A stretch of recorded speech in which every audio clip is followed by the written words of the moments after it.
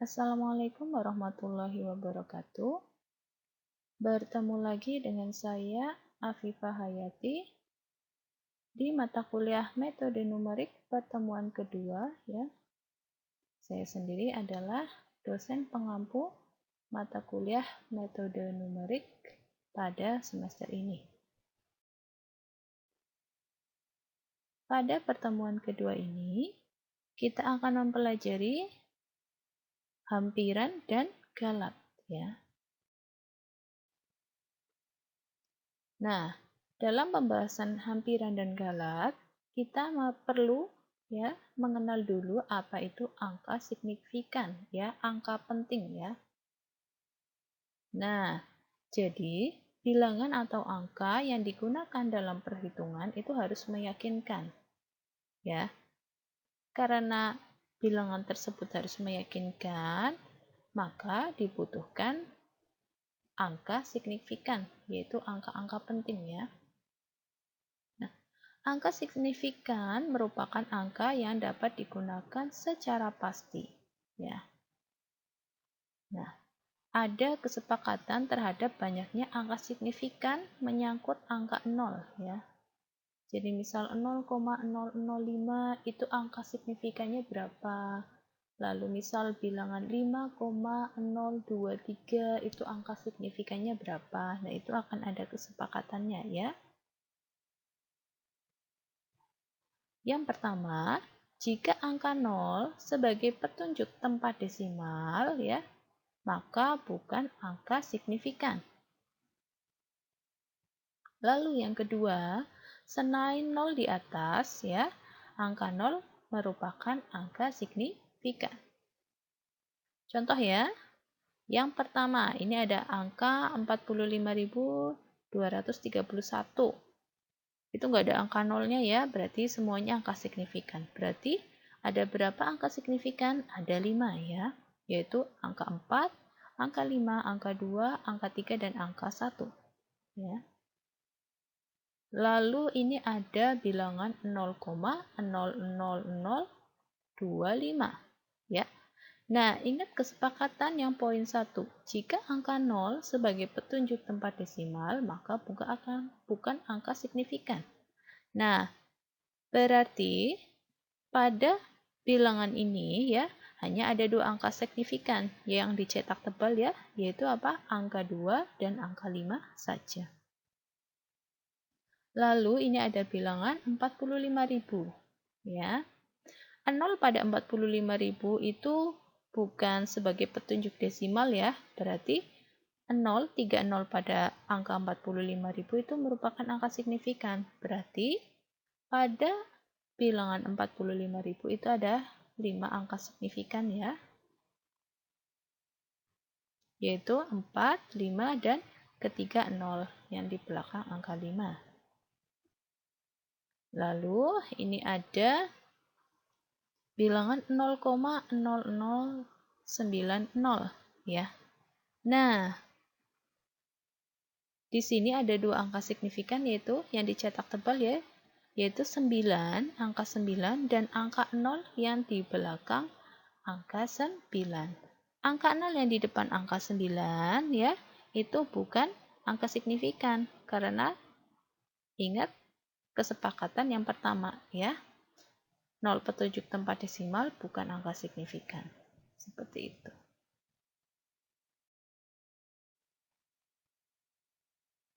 Nah, selanjutnya kita akan pelajari apa itu galat atau kesalahan ya. Ada beberapa jenis galat ya. Yang pertama galat percobaan.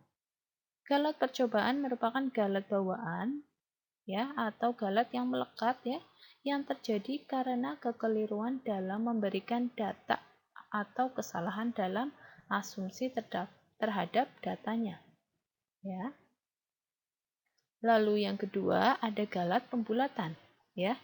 Galat yang disebabkan oleh fakta bahwa alat komputasi hanya dapat menyatakan besaran dengan sejumlah berhingga angka. Jadi misal kalian disuruh menghitung 22/7 kan hasilnya 3,14 dan seterusnya ya. Kan itu angka di belakang desimalnya itu kan tak terhingga. Tapi kalau kalian menghitung menggunakan kalkulator ya, itu kan hanya akan muncul angka yang berhingga saja. Nah, itulah yang disebut galat pembulatan ya. Nah, ini contoh ya. Pi ya. Pi ini 3,141592665 dan seterusnya ya, dibulatkan menjadi 3,14. Lalu yang ketiga ya, ada galat pemotongan ya.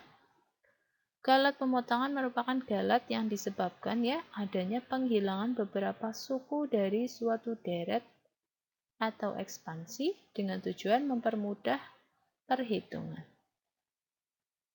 Contoh ya, Y sama dengan sin X itu dapat ditulis sebagai deret X min X pangkat 3 per 3 faktorial ditambah X pangkat 5 per 5 faktorial dikurangi X pangkat 7 per 7 faktorial ditambah, kira-kira ditambahnya apa? Ditambah X pangkat 9 per 9 faktorial dan seterusnya. Nah, jadi hampiran ya, ini ada Y star ya sama dengan X dikurangi X pangkat 3 per 3 faktorial itu mempunyai galat pemotongan berapa? Berarti yang pangkat 5 ya, yang X pangkat 5 ke atas. Jadi dia memiliki galat pemotongan yang kita simpulkan dengan E ya. E ini adalah X pangkat 5 per 5 faktorial dikurangi X pangkat 7 per 7 faktorial ditambah bla bla bla dan seterusnya. Itu adalah galat pemotongan. Nah, apa hubungan antara galat dan nilai eksak? Nah, hampiran atau pendekatan atau aproksimasi ya, semakin kecil galat ya, semakin dekat solusi hampiran terhadap solusi eksaknya. Atau semakin teliti solusi numerik yang diperoleh ya, artinya seperti itu. Galatnya semakin kecil berarti solusinya mendekati hasil eksak. Itu artinya apa? Semakin teliti solusi numerik yang diperoleh. Lalu selanjutnya nilai eksak sendiri merupakan nilai hampiran ditambah galat ya, tambah errornya. Atau nah ET ini merupakan simbol dari galat ya, sama dengan apa? Nilai eksak dikurangi nilai hampiran. Dengan ET adalah galat atau true error ya.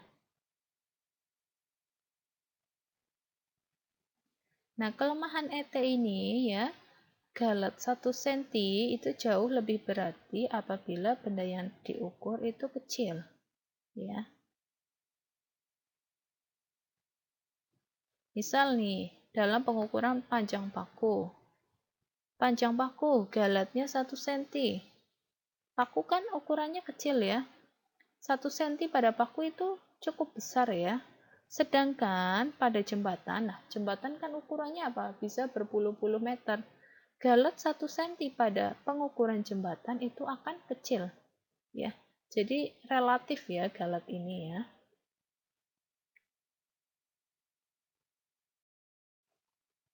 Nah, selanjutnya ini ada galat relatif.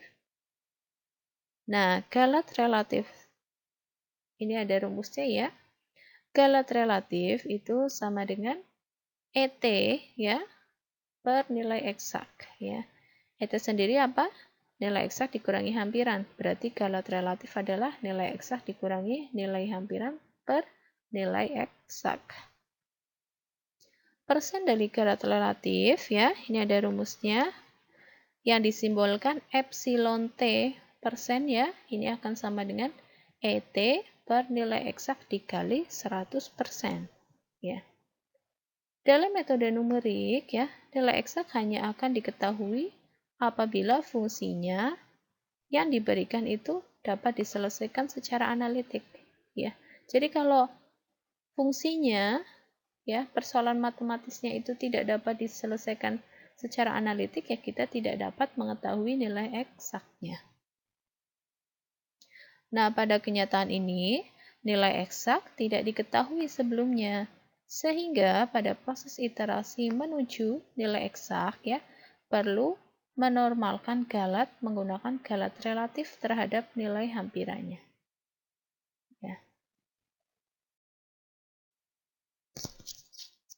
Selanjutnya ada galat relatif terhadap nilai hampiran.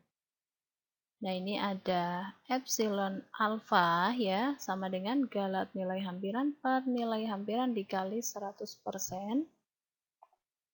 Galat hampiran sendiri yaitu nilai hampiran sekarang dikurangi nilai hampiran sebelumnya ya. Nah, per nilai hampiran sekarang dikali 100% ya. Nah, apa itu nilai hampiran sekarang dan sebelumnya? Jadi pada perhitungan galat relatif terhadap nilai hampiran ini, itu perhitungannya itu melalui proses iterasi. Nah, setiap proses iterasi ya, misal iterasi 1 itu akan menghasilkan nilai suatu hampiran ya pada iterasi 1. Lalu lanjut ke iterasi 2 itu akan menghasilkan suatu nilai hampiran lagi. Nah, misal dalam perhitungan tersebut itu ada 2 iterasi 1 dan 2 ya, berarti nilai hampiran sekarang adalah nilai hampiran pada iterasi kedua ya. Nilai hampiran sebelumnya adalah nilai hampiran pada iterasi pertama ke-1 tersebut ya.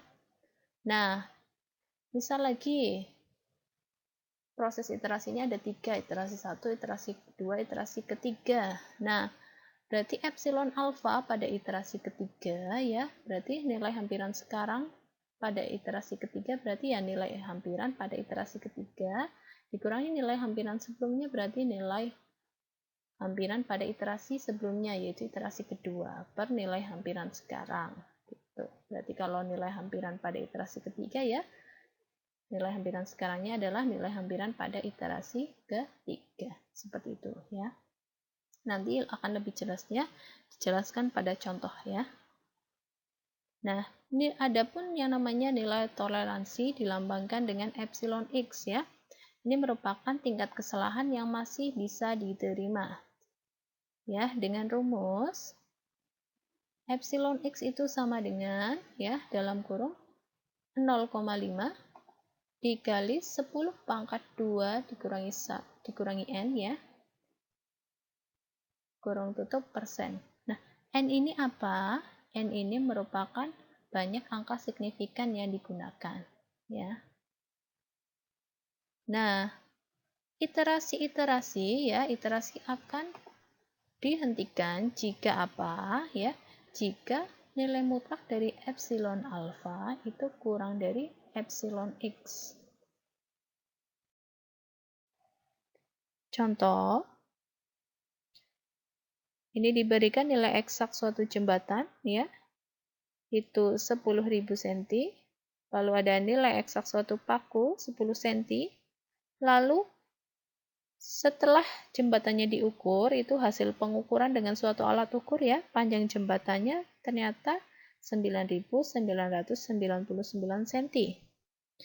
Sedangkan hasil pengukuran panjang paku itu 9 cm. Nah, pada pengukuran jembatan, galat atau ET-nya sama dengan apa? Nilai eksak dikurangi nilai hampiran sama dengan 10.000 dikurangi 9.999. Ya, berarti menghasilkan galatnya adalah 1 cm. Dan persen dari galat relatifnya itu berapa? Epsilon T-nya itu berapa? Itu sama dengan ET ya per nilai eksak dikali 100%. Berarti sama dengan 1 per 10.000 ya dikali 100% itu akan menghasilkan 0,01%. Sedangkan pada pengukuran paku galatnya adalah nilai eksak dikurangi nilai hampiran ya 10 dikurangi 9 sama dengan 1 cm. Galatnya sama ya, besar galatnya sama pada kedua pengukuran tersebut. Namun persen galat relatif ya pada pengukuran paku ya epsilon T-nya adalah ET per nilai eksak kali 100% ya, sama dengan apa? 1 per 10 ya, kali 100%. sama dengan 10%. Bisa dilihat ya bahwa persen galat relatif pada pengukuran jembatan itu lebih kecil ya daripada pada pengukuran paku. Nah, dari perhitungan persen galat relatif tersebut dapat disimpulkan bahwa pengukuran jembatan itu lebih baik ya, karena ini lebih kecil persen galat relatifnya. Selanjutnya ada galat dalam hampiran deret. Nah, taksiran galat pada perhitungan galat dalam hampiran deret ini itu menggunakan proses iterasi ya. Contohnya ya, ini misal akan ditaksir nilai dari E pangkat X dengan X sama dengan 0,4 ya, menggunakan pendekatan atau hampiran deret ya, dan memiliki 3 angka signifikan. Bagaimana penyelesaiannya? Nah, deret yang akan kita gunakan adalah deret Maclaurin dari E pangkat X ya, yaitu sama dengan sigma dari N sama dengan 0 sampai tak hingga dari X pangkat N per N faktorial.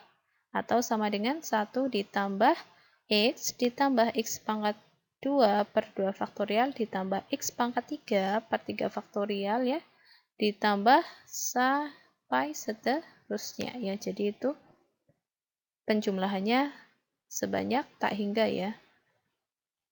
Nah, nilai eksak dari E pangkat 0,4 ya, ini adalah 1,491824698. Nah, dari soal tersebut itu ada 3 angka signifikan ya, berarti N-nya sama dengan 3. Nah, berapa nilai toleransinya? Nilai toleransi yaitu epsilon X sama dengan apa? Dalam kurung 0,5 dikali 10 pangkat 2 dikurangi N ya. Nah, N di sini kan 3, berarti jadi 10 pangkat 2 dikurangi 3 ya, persen. Nah, hasil dari perhitungan itu kita akan mendapatkan 0,05% ya. Jadi silakan kalian cek bisa dengan kalkulator atau dengan alat bantu yang lain ya. Nah, berarti iterasi ini akan berhenti ya, perhitungan iterasinya akan berhenti jika nilai dari epsilon alfanya kurang dari epsilon x atau nilai mutlak epsilon alfa kurang dari 0,05. Saya ulangi 0,05% ya. Nah, selanjutnya kita menentukan epsilon alfa ya.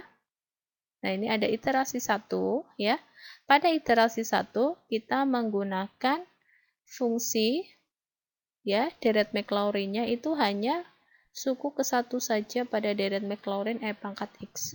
Nah, kalian ingat tadi deret Maclaurin E pangkat X adalah berapa? Sama dengan 1 ditambah X ditambah X kuadrat per 2 faktorial ditambah X pangkat 3 per 3 faktorial dan seterusnya.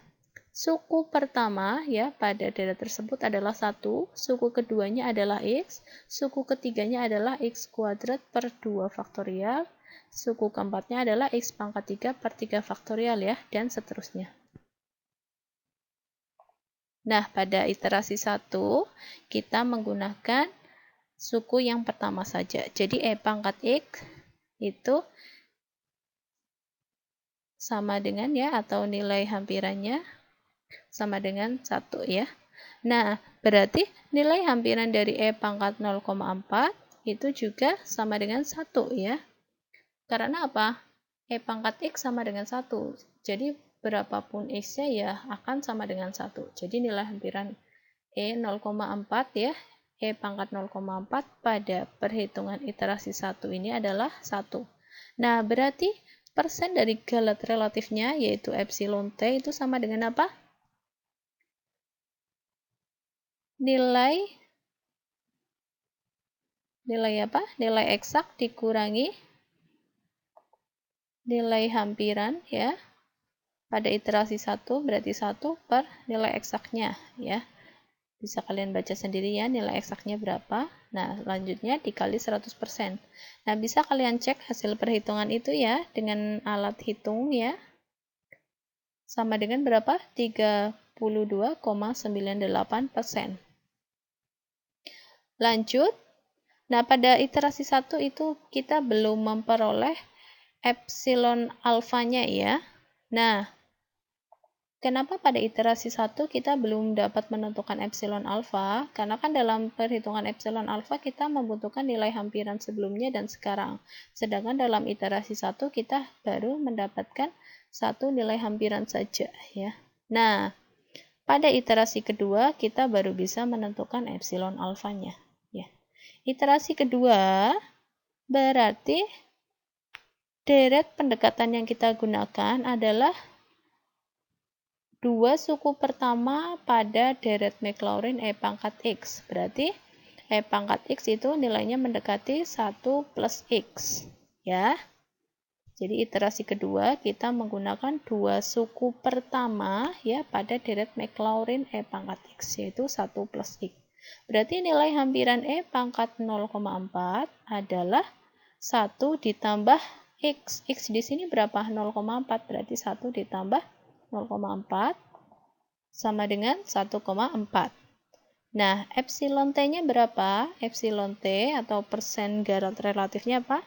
Nilai eksak dikurangi nilai hampiran pada iterasi tersebut ya. Berarti nilai eksak yaitu 1,492824698 dikurangi nilai hampiran pada iterasi tersebut yaitu 1,4 per nilai eksaknya ya dikali 100%, sehingga kita akan menghasilkan perhitungannya adalah 6,16%. Nah, epsilon alfanya berapa? Epsilon alfanya ya sama dengan apa? Nilai hampiran sekarang dikurangi nilai hampiran sebelumnya per nilai hampiran sekarang. Nah, nilai hampiran sekarang berarti pada iterasi kedua ya, yaitu 1,4, dan nilai hampiran sebelumnya adalah pada iterasi 1 ya. Berarti 1,4 dikurangi 1 per 1,4 dikali 100%, yang menghasilkan 28,57%.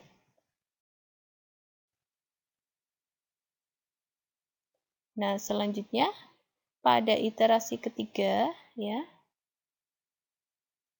Nah, iterasi ketiga berarti deret hampiran yang kita gunakan adalah 3 suku pertama. Berarti E pangkat X sama dengan 1 plus X kuadrat per 2 faktorial ya. 3 suku pertama ya.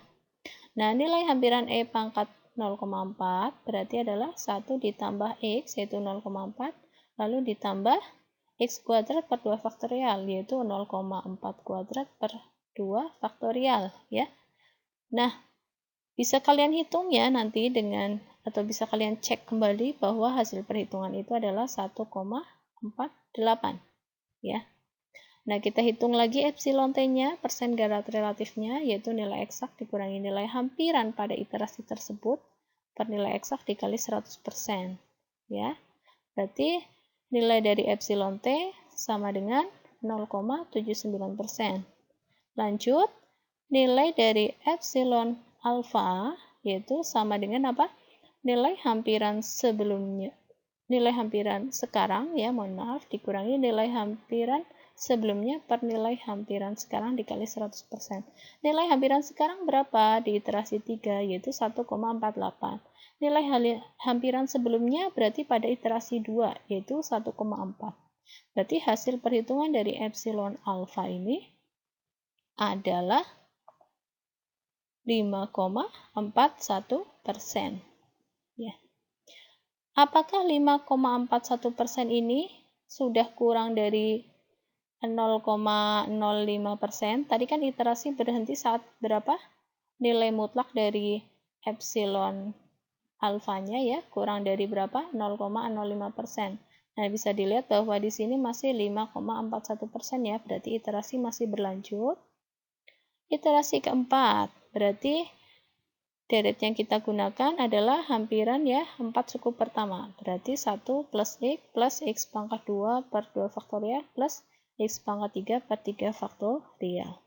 Berarti nilai hampiran dari E pangkat 0,4 ya, sama dengan 1 ditambah 0,4 ditambah 0,4 pangkat 2 per 2 faktorial ditambah 0,4 pangkat 3 per 3 faktorial. Ya. 2 faktorial adalah 2 ya, 3 faktorial berarti 3 kali 2 kali 1 ya, berarti 6 ya. Nah, berarti sama dengan berapa? Nah, kalian nanti bisa cek lagi perhitungannya ya, bahwa nilai hampirannya adalah 1,490666667 ya, seperti itu. Nah, persen galat relatifnya berapa pada iterasi ini? Epsilon T-nya adalah nilai eksak ya, ingat nilai eksak dikurangi nilai hampiran saat iterasi tersebut per nilai eksak dikali 100%. Jadi kita dapat epsilon T-nya adalah 0,08%. Nah, lalu epsilon alfanya berapa? Epsilon alfa ingat apa? Nilai hampiran sekarang dikurangi nilai hampiran sebelumnya per nilai hampiran sekarang kali 100%. Nah, berarti nilai hampiran sekarang berapa? Yang barusan kita hitung ya, 1,490666667 ya. Nah, nilai hampiran sebelumnya berarti pada iterasi 3 yaitu 1,48. Nah, kita akan dapat epsilon alfanya sama dengan 0,72%. Apakah nilai mutlak epsilon alfanya sudah kurang dari 0,05% pada iterasi ini? Belum ya, karena 0,72% itu masih lebih besar dari 0,05%. Berarti iterasinya masih berlanjut. Iterasi kelima berarti deret pendekatannya adalah 5 suku pertama pada deret tersebut. Berarti 1 ditambah X pangkat 2 per 2 faktorial plus X pangkat 3 per 3 faktorial plus X pangkat 4 per 4 faktorial. Berarti nilai hampiran dari E pangkat 0,4 adalah 1 ditambah 0,4 ditambah 0,4 kuadrat per 2 faktorial. Nah, 2 faktorial kan 2 ya, lalu ditambah 0,4 pangkat 3 per 6. 6 ini adalah 3 faktorial ya, lalu ditambah 0,4 pangkat 4 per 24. 24 ini adalah 4 faktorial ya. 4 faktorial kan berapa? 4 kali 3 kali 2 kali 1. Hasilnya 24. Nah, hasil perhitungan ini nanti kalian sekali lagi bisa cek bahwa hasil perhitungannya adalah 1,491733334. Lalu kita hitung ya epsilon T-nya, persen garat relatifnya. Ingat rumusnya apa? Nilai eksak dikurangi nilai hampiran pada iterasi tersebut ya, per nilai eksak kali 100%, yaitu akan menghasilkan 0,006% ya. Lalu kita akan menghitung epsilon alfanya ya. Ingat rumus epsilon alfanya yaitu apa? Nilai hampiran sekarang berarti pada iterasi 5 nilai hampirannya berapa? Dikurangi nilai hampiran sebelumnya berarti pada iterasi 4 berapa? Per nilai hampiran sekarang berarti nilai hampiran pada iterasi 5 dikali 100%. Nah, dengan memasukkan nilai-nilai tersebut kita akan menghasilkan epsilon alfanya adalah 0,07%. Apakah 0,07% sudah kurang dari 0,05% ya? Syarat pemberhentian iterasi belum ya, 0,07% masih lebih besar dari 0,05% ya. Berarti kita lanjut ke iterasi selanjutnya. Iterasi ke-6 berarti pendekatan deret E pangkat X-nya adalah 6 suku pertama. Berarti 1 plus X sampai X pangkat 5 per 5 faktorial. Berarti nilai hampiran E pangkat 0,4 ya, dengan memasukkan nilai X ya ke deret hampiran pada iterasi ke-6 tersebut ya. Sehingga kita mendapatkan nilai hampiran pada iterasi ke-6 tersebut adalah 1,491818667. Kita hitung lagi persen garat relatifnya, epsilon T-nya ya. Epsilon T-nya, ingat rumusnya, nilai eksak dikurangi nilai hampiran, berarti nilai hampiran pada iterasi 6 per nilai eksak dikali 100% yang akan menghasilkan nilai persentasenya adalah 0,0004%. Selanjutnya epsilon A-nya berapa? Ya.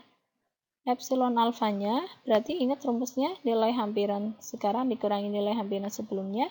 Nilai hampiran sekarang berarti nilai hampiran pada iterasi 6, dikurangi nilai hampiran sebelumnya berarti pada iterasi 5 per nilai hampiran sekarang, berarti nilai hampiran pada iterasi 6 dikali 100%. Nah, itu akan menghasilkan 0,0057%. Nah, apakah nilai mutlak dari epsilon alfanya yaitu 0,0057% ini sudah kurang dari 0,05%? Sudah ya, 0,0057% sudah kurang dari 0,05%. Berarti iterasinya berhenti pada iterasi ke-6 ini, ya. Kesimpulannya, ya, karena ya nilai mutlak dari epsilon alfa ya, yaitu pada iterasi ke-6 tadi menghasilkan berapa? 0,0057% itu sudah kurang dari 0,05% ya, maka iterasinya dihentikan. Sehingga diperoleh nilai pendekatan ya, E pangkat 0,4 ya, dengan nilai signifikan tadi berapa? 3, itu adalah berapa? Berarti hasil nilai hampirannya itu adalah nilai hampiran pada iterasi ke-6, ya iterasi terakhir sendiri. Yaitu berapa? 1,4918186667. Seperti itu. Nah, ini adalah latihan soal ya. Gunakan deret Maclaurin ya untuk nilai sin pi per 2. Jadi kita mencari nilai pendekatan sin pi per 2 ya. Pi per 2 itu berapa? 90 derajat ya. Menggunakan dua angka signifikan.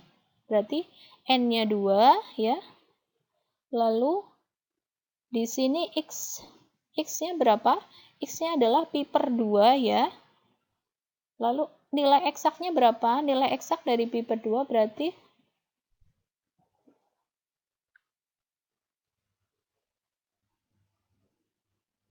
sekali lagi, nilai eksak dari sin pi per 2, yaitu sin 90, bisa kalian tentukan ya, sin 90 derajat itu berapa.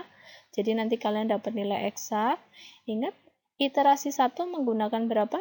Menggunakan deret hampirannya, itu hanya suku pertama saja ya. Nah, di sini sudah diberikan ya, deret Maclaurin dari sin x adalah x min ya, x pangkat 3 per 3 faktorial ditambah x pangkat 5 per 5 faktorial ya, dikurangi x pangkat 7 per 7 faktorial dan seterusnya. Berarti suku pertamanya adalah x ya, suku keduanya adalah negatif x pangkat 3 per 3 faktorial ya, suku ketiganya adalah x pangkat 5 per 5 faktorial ya, lalu suku keempatnya adalah negatif x pangkat 7 per 7 faktorial. Berarti kira-kira suku kelimanya apa? Pangkatnya ganjil ya, x pangkat 9 ya, per 9 faktorial ya, dan seterusnya. Seperti itu. Nah, lalu dengan langkah-langkah yang sama, kalian tentukan dulu apa? Pertama nilai eksak ya, habis nilai eksak kalian tentukan nilai toleransinya ya. Epsilon x-nya berapa? Ingat epsilon x, di sini n-nya itu sama dengan 2. Ya, berarti iterasi berhenti, ingat iterasinya berhenti ketika nilai mutlak dari epsilon alfa itu kurang dari epsilon x-nya. Ya, pokoknya langkahnya persis sama. Oke, materi pada pertemuan kedua ini saya cukupkan sampai sekian. Kurang lebihnya mohon maaf ya jika ada salah pengucapan maupun kesalahan dalam pengetikan ya. Jika ada pertanyaan, silahkan sampaikan saat jam kuliah berlangsung ya. Terima kasih atas perhatiannya. Wassalamualaikum warahmatullahi wabarakatuh.